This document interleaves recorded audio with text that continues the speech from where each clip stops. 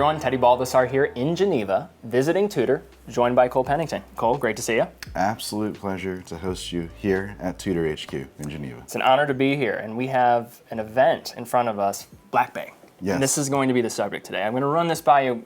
Let's do this. All right. We want to understand what the Black Bay is in the contemporary collection. There are so many new models. Yes. The evolution over the past 12 years has been, you could say, almost unprecedented in the industry. Like what we've seen and how important this watch is for its segment.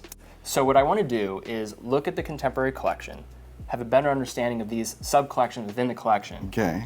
So that we understand the Black Bay a little bit more. So you want to start big. Start big. And then go small into each bucket of Black Bay. That is correct. We got our work cut out for us, but we're excited to make it happen. And I'm joined by the right person to do it. Let's start big first, as you talked about. 2012. Mm-hmm. Tudor was a different brand than it was, or really is today, right? Yes, totally. The Black Bay is responsible for this change in trajectory, I would argue. One of the big responsibilities for it. Yes. Why did this watch come to be, and what does it really serve to represent? Like the principles of the Black Bay, and why did this watch come out when it did, and what do we need to understand about the Black Bay first? Interesting question. So we'll kind of, again, I'll truncate the narrative to make this digestible, but I would say there is this popular narrative that Tudor came back or Tudor was revived with the Black Bay. Not entirely true.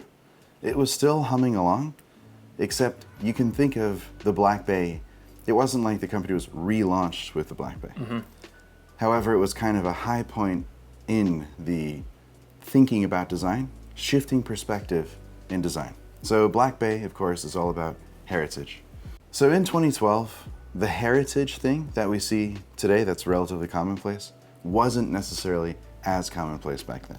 That was an era marked by bigger watches, sporty watches, not really looking to the past yet. Now, of course, the heritage play is relatively commonplace, like we said. Mm-hmm. But that wasn't the case. So then, when you're sort of trying to pivot, where do you look first? Well, the past. Who are you? What are some of the core identities of the brand? Those made their way into this watch. And back then, it was very pioneering to come out with a heritage watch.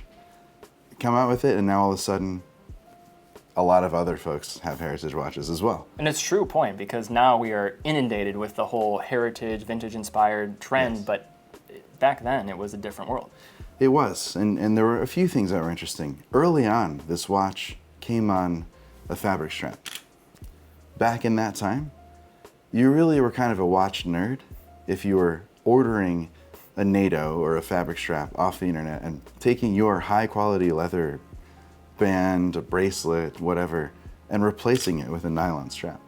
So the idea was, as sort of another nod to this heritage, Tudor went out and contracted Julien Faure, who makes the ribbons for the French military, to create a strap.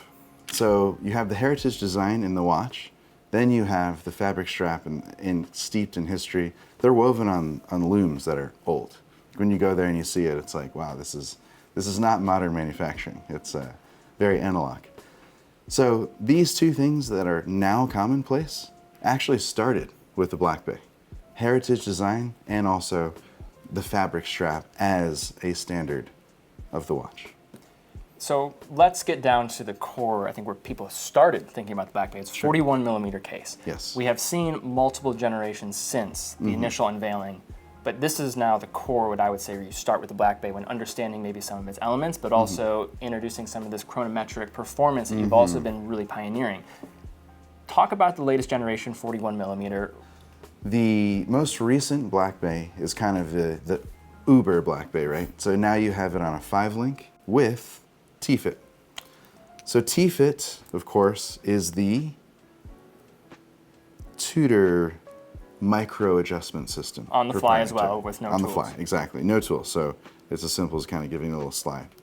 And you have 5 millimeters of adjustment there. So again, much like a dive extension may have been used, or an easy link or something of the sort. In the summer, your wrist is swelling, or just passing watches back and forth between friends, or just to get the exact perfect size, you can use T-Fit. So T-Fit, is kind of a fan favorite.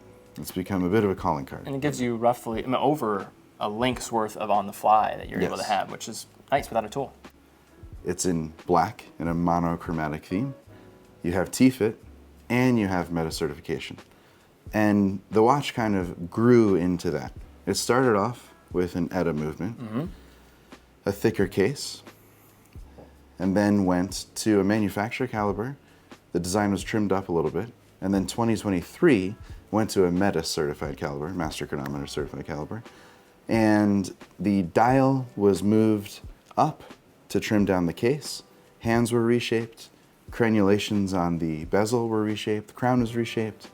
So that's where we're at today. Again, typical of this group, slow incremental changes over time to make the best possible watch.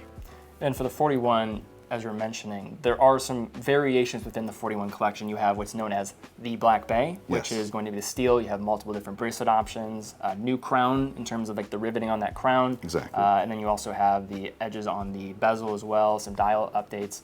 You have different materials. So you have ceramic, which maybe this can allow us to segue into another topic, which I think is very important here, master chronometer. And that was the first watch to showcase it, but this is clearly something that is important for Tudor. The 41 is this testing ground, it seemed like, to really implement this idea. Ceramic was when the meta certified caliber was first put forth. That had blacked out bridges. It was kind of a funky movement too. It was kind of celebratory, right? In order to step out with this. Now in the 41, yes, you have exactly a meta certified caliber. And the trick to tell the difference at a glance is, you know, in the vintage watch world, we talk about lines on the dial, lines of text, right? So in the earliest iteration of the watch, there were multiple lines of text. And over time, it's been trimmed down. So in the most recent iteration, as you can see here, it's just 2 lines. So it'll give you your water resistance, and then it'll say master chronometer, obviously pointing to the certification. So that now, of course, this is theoretically the cleanest design, or kind of the most svelte, modern design, especially in this specific watch, being monochromatic, right? So the original Black Bay actually came from a prototype from the early 90s. There was a prototype Tudor Submariner with a red dial and red bezel. So that red, or now as we call it, burgundy, made its way onto the Black Bay 41, and it debuted with that. So gilt, dial, red, bezel, of course. And that pointed to that design from the 90s. So that's really where that red came to be. And then of course, again, typical of Tudor, color variations come over time. Last year, it debuted, much like the first one, in burgundy. So burgundy was rolled out, then black was rolled out, again with minor changes. Even most recently, the Black Bay Ceramic Blue came out. So this is of course, it's another color dial on the Black Bay Ceramic. That points to the recent partnership with VCAR, Visa Cash App Racing Bull. The livery of the race car, of course being sponsored also by Visa, has Visa Blue. So that was sampled, and then you create a dial from that exact color. Sample the color, get the exact color, create a dial, and of course it goes in, again, the tech-forward platform. So different materials open the pathway to play with more colors. So 41, you talked about how back in 2012, vintage inspired wasn't much of a thing. Right. I would argue in 2018, there was another thing that you all did that was maybe not seen at the time as something you wanted to do. And you've seen a new trend happening, to make a 39mm dive watch. And now we're seeing this all unfold. I would argue that the 58 was the tipping point in really establishing this is a new idea that we need to accept in the industry. It's not that these cases are necessarily better, but they need to be thought about. And the way that you brought the 58 out in 2018, I think it changed anyway that how people look at Tudor, but also I would say how the whole industry is looking at different case sizes. So can you tell us a little bit about Black Bay 58? Sure. And why it's such an important collection? So 58, that's kind of that sort of the blockbuster or runaway hit, right? I would say, so again, the way enthusiasts look at something and the way a manufacturer looks at something, completely different. Okay. The idea is to build out different case sizes for different wrists, not to light a fire and watch this whole industry move in this direction. However, the idea is really 39 millimeter allows you to sort of exercise proportions that work well for a very specific audience. So looking at the 39 millimeter case, you have around 11.7, 11.8 millimeters of thickness, like 47 or so millimeter lug to lug, 47 and a half. You started with the black dial, Yes. and then 2 years later, I believe, you came out with the navy blue. Blue, right? But another aspect that probably important to discuss is the materials. Yes. So once the platform had kind of been established and the 58 entered the canon of Tudor, let's say, and was generally accepted by the community and so forth, then there was the opportunity to play with precious metals. So, whoa, this is heavy. Catch you off guard. So, gold, 18 karat gold, so Black Bay 58, 18K, of course. And then gold, is typically used in watchmaking. It's unexpected in the sense that Tudor is known for stainless steel dive watches, but it's not unfamiliar to anyone who's into watches. However, what might be is silver. Absolutely. So silver, 925, of course, this is the Black Bay 58 925, pointing to sterling silver, has an interesting trait in that the metal itself can build some character. If we want to use a trite word, it's a dynamic metal, a living case material. That is not very often seen in watchmaking, period, for a number of reasons, working with the metal. And of course, yes, it does take on some visual character. Some people call it tarnish, some people call it patina. I think, it's just simply the characteristic of the case material itself. So that's interesting, and also kind of falls in with this whole Tudor being daring as a watch brand, doing something genuinely different, right? Everyone says, we do things differently. But the idea is, all right, well, now you have sort of a standard watch in the portfolio. Now doing something different with it actually means rendering it in precious metal bronze. Which is also introducing a new dial configuration Yes. too, which is noteworthy. Exactly. So when you play around with the material, you can also play around with the colors incorporated. Now I want to transition to teased at it, but a different Okay. case here. All right. When this came out, this was 2023, I don't think anybody was asking for this watch. And it was almost a question of, like, why at the time. But then you put it on, you're like, wait, this actually works. Yeah. And maybe when introduce the concept of, like, why a 37 millimeter dive watch? Why the 54? Great question. And I think the answer is actually pretty simple. It's not as complex as, well, there's a hole in the in the industry and we want it to fill out. No, it's actually, again, by the same logic that the initial Black Bay was created in 2012, this followed that. So looking backwards to the 7922, which is the first Tudor dive watch in 1954, exactly. Like how that works. Yeah, and using the case dimensions as a rough guide to produce this watch. It's not, typical, again, you'll see it's a one-to-one recreation. Well, why would you recreate anything? You shouldn't. You should, of course, make it better. The original reference 7922 served as a good guide while also incorporating visual elements that are now key Tudor design code, like Snowflake Hand, which of course the original didn't have that. But the larger idea is that you really want to offer folks a range. Like you said, you put it on, you don't necessarily think about it, but you put it on and it works. So how big are your wrists? 6 1/4 inch. So should work nicely, actually. It does. Yeah. I'm usually a 58 guy, and maybe that's a good question too, because I think there's a lot of people that are on the fence. They could, if they make the 58 work, they could probably also make this work. What are some of the distinctions that you draw out for people when they're looking at this watch versus a 58, and what should you consider? Interesting. So I guess 58, two things that jump out is case thickness and red PIP, red triangle around the PIP. This does not have that, and it doesn't have markers in between the 5, 10, 15, like the So you have those 58. small linear markers. This is just a clean for every 5 Exactly. minutes. I think 54, it's beautiful in a way. A lot like classic cars or something. And of course it comes from that era, right? It comes from the 50s. So looking at it, the lines, the proportions, they all work really nicely to the point where you don't think so much about the case size. And then that is a larger conversation in watches as a whole, right? We kind of think about these, we almost create this mental spreadsheet of, all right, this is 37 millimeters, this is 39 millimeters, 41. And yes, when you build out a product line, you have to do that, of course. But really, it's about the end result and the feeling it evokes. And the idea behind the 54 is that it can evoke a feeling while being able to kind of get past 37. So it's actually 37.5, if you want to be exact. So it kind of sits in between, right? And that's the story with the 54. It's and it really, again, we don't really think in terms of men's watches, women's watches. Of course, in the past, everyone did, right? So some lines were geared directly towards a certain target demographic.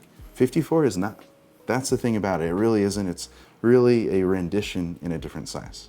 So now we shift over to a complication type that I would argue is, from the outside looking in, seems like one of the most important for Tudor, the GMT. There's multiple ways that we can look at the GMT. Where would you like to start with trying to understand this within Tudor's collection? So let's start from the beginning. 2018, Black Bay GMT. So you have, of course, the Black Bay 41. Again, at this point, it has lived a little bit. It's been around for some time. Now, we add the complication, GMT. There are some design cues that are references to famous aviation ties in the past, burgundy and navy bezel, because that really is where the GMT function came from. Planes being able to cross time zones quickly, right? And it called for the need of a GMT function. So of course, again, Black Bay being a heritage-focused line, that's where that design comes from. And yeah, again, a strong one for Tudor. Of course, like you said, GMT is a core function, and this watch was a natural direction for it to go. Talking about the movement too, I think this is part of the reason why this all kind of came to be, is this storm of a watch that came on for like enthusiasts and collectors, why it resonated so much. The MT5652, you had isolated hour function, true GMT or flyer GMT, however you'd like to phrase it. I know people have their own opinions about whatever they want to call it. Yeah. But that was, at the time, for this price segment, pretty revolutionary. Yeah. You're also maintaining water resistance in the process, so you're getting many of the same features while incorporating seamlessly, I would argue, GMT function in that ability to isolate hour hand at the local hour. That's why the GMT was such an interesting release, because like you said, packing a lot of features into something and offering it at a price point which is still accessible. So you have 41 millimeter black dial, you have the opaline dial. Now we're not going in chronological order here, but just to show the contrast, so you have the white dial, which this goes back to some classic mid-20th century. Not white, opaline. Opaline, sorry, I know, I have to get that right. So you have that. You have also some two-tone options as well at 41 millimeters. Yep. But where I'd like to maybe spend a bit more time was this transition to 39 millimeters. We have two different pillars within that case concept with a GMT. What came first? Black Bay Pro. Yes, Black Bay Pro. In summary, the BB Pro is everything that the other ones are not, in a way. Because again, it's a real focus on technical prowess. And it kind of has taken on a cult following, almost, this model, because of that technical approach to something that is usually not focused on that. So you have, from a lug-to-lug standpoint, similar dimensions of the 58, thickness around 14.6 millimeters. Yes. You're using the MT5652, so you're also working with some finessing of that dial to be able to seat that movement in here. You have to slim it down, about not quite half a millimeter, but it is definitely slimmer. And then the pop of color of orange. Yes, a pop of color which or, I don't will know, be is that familiar. orange? Is that orange? Is it? It's kind of up to you. Yeah. However you perceive it. And then fixed bezel as well. Fixed bezel, of course. Yeah. So a formula that will be familiar to many, but a formula that works. And then the last at 39 millimeters, but the latest at 39 millimeters in a GMT for this year, 58 GMT. That's right.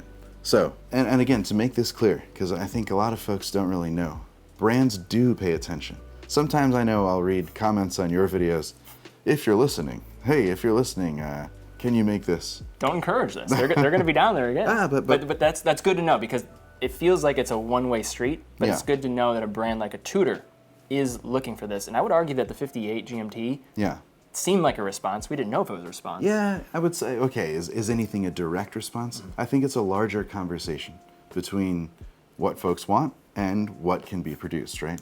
But this is kind of the watch that people have been asking for, right? It's not, there's nothing groundbreaking in terms of taking a platform that has been tried and true at this point.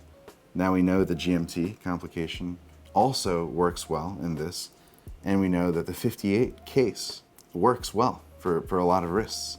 So putting them all together is not, it really just, it was almost inevitable, and people have been asking about it, of course. And I think when we think about where do design briefs come from, in that case, no, not necessarily always reading the comments and responding directly to that, but as a general theme, this was a watch that was a long time coming. And of course, you have to wait for technology to catch up. You have a new caliber. You have a new caliber in here, right? Yes, so that's exactly it. So how can you do this? Of course, the movement in that watch cannot fit in that watch. So you, again, ground up, make a new caliber that fits in this case. So this is, and of course, if you're going to be doing that, why not make it Metis Master Chronometer certified? So you have all of that in this package. And you're getting around 12.8 millimeters in thickness, so you have the Black Bay 58, 11.7, 11.8, around that range. Thicker at all. Not much thicker, Yeah. and you're infusing a GMT function, and this to me shows a sign of maybe where you're going with infusing complication off of this platform. I'm excited. Yeah, that shows what's possible, and it allows us to now see something that so many people were asking for. This was on the list, no doubt about it, for many people. Yeah, starting with a sense of engineering with purpose, right? So you have to create a new caliber to make this work. So put in the work to make the new caliber. And of course, like I said, it was almost a long time coming. So moving over here, we shift over to the Black Bay chronograph, which fan favorite again. Yes. Tell us a little bit more about it. The spirit of the watch is in chronometry and also dive watch roots, right? Coming together. The movement inside was developed with Breitling, but it also points to something interesting. The old, for instance, the Monte Carlo has a dual register layout and a date at 6. So that was kept and is also, of course, reappears now in the Black Bay chronograph. Typical of Tudor, the early iterations, black silver subregisters and white black subregisters. Conservative, clean, and instantly kind of took on a life of its own. This certainly has developed another, like you said, a cult following. Absolutely. Then S&G, and then this is where it gets kind of, that's where it really takes on a life of its own. This watch here was, we're going pink. We're just, let's start with what folks are talking about, So you might ask, where does pink come from? Yes, I would ask that. Which, is a fair question. There are two stories. There is the first story, which is Jay Chow, a partnership that he is a Tudor ambassador. He actually ordered a piece unique with us. His signature color is pink. So we produced a pink watch for him, specifically for him. That was a while back. Then, time goes on. Tudor becomes the official timing partner of the Giro d'Italia. Also backs Miami FC. Also, these two things, using pink as their signature color. Of course, Giro d'Italia, the pink jersey, the maglia rossa, and Miami FC, jerseys being pink. Additionally, All Blacks, another Tudor partnership, their training jerseys are pink. So we started to see this theme emerge of pink. So we explored the idea of, okay, now can this be a product that Tudor offers? Released it in very limited quantities, and it sort of took on a life of its own after that. Became kind of a buzzy watch, and it's really unusual for Tudor, but at the same time, again, fits in with that idea of always doing something a little different. So that's the Black Bay chronograph pink. Now, that was the first time we ever saw the 5-link on the chronograph. It reappeared with the blue. Our first time seeing this in person, by the way. Oh, and what do you think? I love it. And you can give me your honest opinion, you don't have to. When you're talking about, since you asked about the bracelet, or you brought Yes. up the bracelet, transforms the watch. It totally does, and of course, T-fit too. So T-fit. And I'm a sucker for blue. Oh yeah, Yes. that makes total sense. It looks good with your ensemble as I well. appreciate that. And blue, again, the ideology behind the watch here is that, all right, let's rewind to the 50s through 70s. You see a watch, an iconic dive watch. Most of them have black dials. Definitely. You know, the shape of the dive watch that we've come to know is really defined by black dials. But if you see one with a blue dial, who made it? Tudor. Probably Tudor. Well, Tudor, because we know that this case shape and this design, these design codes, rendered in blue, came from Tudor in the era. So blue has been ever present in Tudor's lineup since the 50s. So that's kind of where the blue introduction on the chronograph comes from. Tudor blue isn't an exact shade. It's almost like we say British racing green, right? Lotus and Jaguar have their own shades of British racing green. Same with Tudor. There have been a number of blues, and that is the ideology behind the chronograph blue, which is the latest one. So of course you have, like we said, 5-link T-fit. And the idea behind this is, where do you go with the design? Well, small change makes a big difference. 41 millimeter case as well. Yes. Say you're using some Breitling B01 as a caliber, you're modifying it, silicon balance spring as well. So you're getting some of that upside. COSC still certified here. Yes. So this, it's a platform that just works and maintaining the same water resistance too. At 200 meters, Yeah. screw down pushers. Yeah. It's a watch. Technically identical. Yeah. It's really just, again, Black Bay, heritage and design, and exploring that universe, pulling in blue from the past. So we've discussed in the 58 the bronze case. That's But right. where it started was actually at this case size, 43 millimeters. Yeah, a big, chunky 43 millimeter bronze case. It is true. And with that was the first time we saw a different dial expression. That's right. Using 369. So this goes back to that idea of a living metal. However, it is a stabilized alloy. So an alloy developed to change, yes, allow for some change because that gives the watch character, but not change too much. So we're not getting the green type of look and the tarnish more than I would say the patina if we want to draw that distinction. Exactly. So you're trying to give that more. Such a hard distinction to draw. But again, I mean, if someone lives by the sea, maybe they do get the green too, right? It really, that's the cool thing about bronze. Bronze certainly had and continues to have a moment, because I think folks loved that idea that depending on where you are and what you do, the watch can take on a totally different character. And you talked about it, 369, unique to this case, or just bronze in general for the brand. And then also just the dial itself, it has more of this gradient. Right, exactly. Kind of a Fume-esque character. Exactly what you said, gradient dial. Leaning into, again, being able to express different design codes. And if you're somebody with a larger wrist, we see Yeah. a lot of love for 37 and 39, these case sizes. Yeah. I think people often forget there is a 43 There is, millimeter yeah. Black Bay. And again, the 43 millimeter case size, we can't always look through an enthusiast scope. Plenty of folks still do like a 43 millimeter case. Absolutely. So that is the way to go. One final watch. One final watch. And I don't want to put this watch on an island, but it almost belongs on an island because it's such a unique proposition. It's not going to be for everybody, and I think you understand this when you made this watch, but the P01. Yeah. Tell us more about why this watch exists. What is it all about? You have this hinge lug design. Yes. It's a weird creation in many ways. Very weird watch, but that's the point. So, all right, on a personal note, this is one of my favorite Black Bays, Okay? period. Because, and less about the aesthetics and more about the philosophy of the watch. It comes from a very specific design brief from the 60s for the US Navy. So you're kind of pulling in random different elements, but back then, of course, we saw a few different ways to lock the bezel.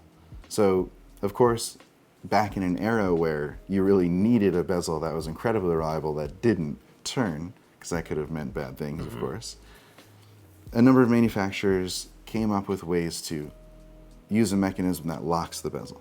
This was Tudor's. So there is a locking claw or tooth at the top here that you disengage and then allows the bezel to spin freely and re-engage to lock it in place. Very avant-garde for the time and straight out of the 60s, and that's why I think it's kind of interesting and really just cool that it was made today.